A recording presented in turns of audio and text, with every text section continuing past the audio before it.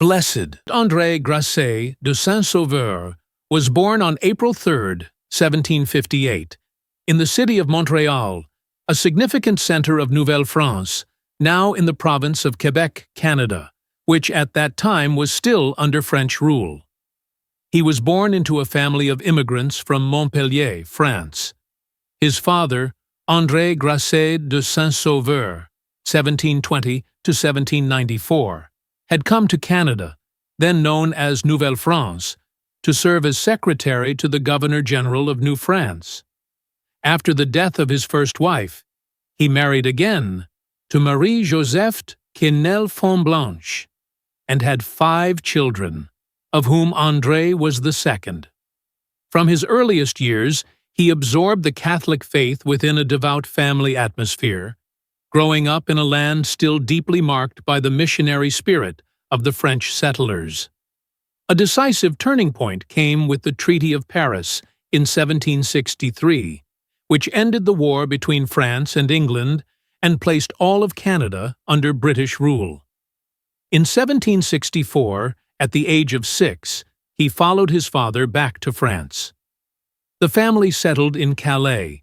He pursued his studies at the Collège Sainte-Barbe in Paris, continuing his formation within a demanding environment of education and faith, where he absorbed both intellectual training and spiritual life according to the long-standing Catholic tradition. After completing his years of study, he was ordained a priest for the Archdiocese of Sens in 1783, an ancient see which at that time held one of the most prominent positions in France. Not confined merely to the ordinary ministry of a parish priest, he was entrusted with the responsibility of serving as a canon of the Cathedral of Sens, that is, a member of the chapter charged with solemn liturgical prayer and with advising the bishop. This was a distinguished position among the secular clergy, bearing witness to his reputation, his intellectual gifts, and his exemplary priestly life within the Church. The surviving records of the life of Blessed André Grasset de Saint-Sauveur at Sens are not extensive, yet the official accounts that remain make it clear that he was a priest of both learning and virtue. At a very young age, he had been chosen to serve as canon of the Cathedral of Sens. This was not only an honorary title but a grave responsibility: to participate faithfully in the solemn hours of the liturgy, to exercise the ministry of confession, to teach the faith, and at times to collaborate directly with the bishop in the governance of the diocese. That such duties were entrusted to him at so young an age shows that he possessed a solid intellectual foundation, an exemplary spiritual life, and the confidence of his superiors and fellow clergy. According to the record preserved in the Dictionary of Canadian Biography, University of Toronto, and Université Laval, and commemorated in the Roman liturgy in the Martyrologium Romanum, 2004, Typis Vaticanus, he is remembered as a priest who was gentle, humble, and charitable, always dedicated in his service to the people of God. Though he did not belong to a religious order of strict asceticism, he lived in the world as a secular priest while maintaining for himself a disciplined and regular life of prayer. This fidelity to prayer and virtue made it clear to his contemporaries that he was not only an intellectual among the clergy, but truly a pastor who lived the faith in its fullness. Those quiet yet steadfast years in Sens prepared him with inner strength, so that when the upheaval of the French Revolution came, he could resolutely choose fidelity to the Church, ready to offer his very life. In other words, his decision to embrace martyrdom was not a sudden reaction in a moment of crisis, but the natural fruit of an entire life of holiness and steadfast ministry lived in hidden faithfulness. The upheaval of the French Revolution became a severe trial for the Church. In 1790, the revolutionary authorities imposed a document known as the Civil Constitution of the Clergy. which required all bishops and priests to swear allegiance to the state instead of to the Pope. This was a direct attempt to sever the Church in France from Rome. Some clergy, in weakness, accepted the oath, but a great many bishops and priests firmly refused, choosing instead to remain faithful to the Pope and to the universal Church. Among those steadfast confessors of the faith was Father André Grasset de Saint-Sauveur, canon of the Cathedral of Sens. In 1791, the National Constituent Assembly went even further, decreeing that all clergy, under pain of death, must sign the civil constitution. In this perilous situation, Father André Grasset sought refuge with the priests of the Congregation of Jesus and Mary, the Eudists founded by St. John Eudes, at the Maison de Tourette. Nevertheless, in 1792 he was discovered, arrested, and taken to the former Carmelite convent in Paris, which by then had been transformed into a prison known as the Carmes. There, hundreds of clergy from many dioceses and religious communities were confined together, all for one single reason: their steadfast refusal to take the oath.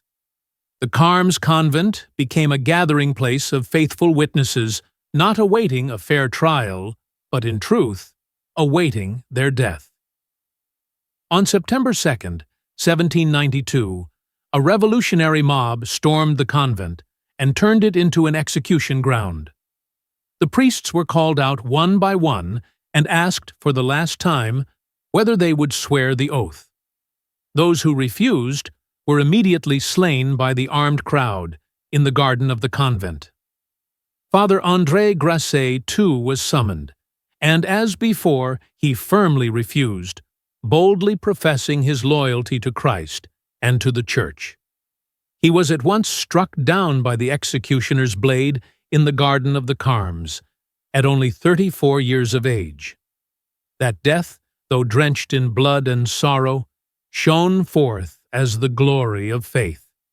He had offered his life as a sacrifice, becoming the first Canadian-born witness to be honored in martyrdom. More than a century later, on October 17, 1926, Pope Pius XI solemnly beatified the entire group of 191 Paris martyrs, among whom was Father André Grasset de Saint-Sauveur. From that day, the whole Church has venerated him as a radiant model of unwavering fidelity and steadfast faith in the face of violence and hatred. Some have wondered, were there only 190 martyrs at the Carmes, with Father André Grasset counted separately as the 191st? This way of listing them has caused confusion in certain writings, leading some to think he stood outside the official group. But the truth, as confirmed in the decrees of the Holy See, in the Acta Apostolicae Sedis, and recorded in the Martyrologium Romanum, is that the entire company, including André Grasset, constitutes the number of 191 Paris martyrs whom Pope Pius XI beatified on October 17, 1926. Among those 191 martyrs, many priests, for example, the Sulpicians, are commemorated in the proper calendars of their congregation, or in certain dioceses of France.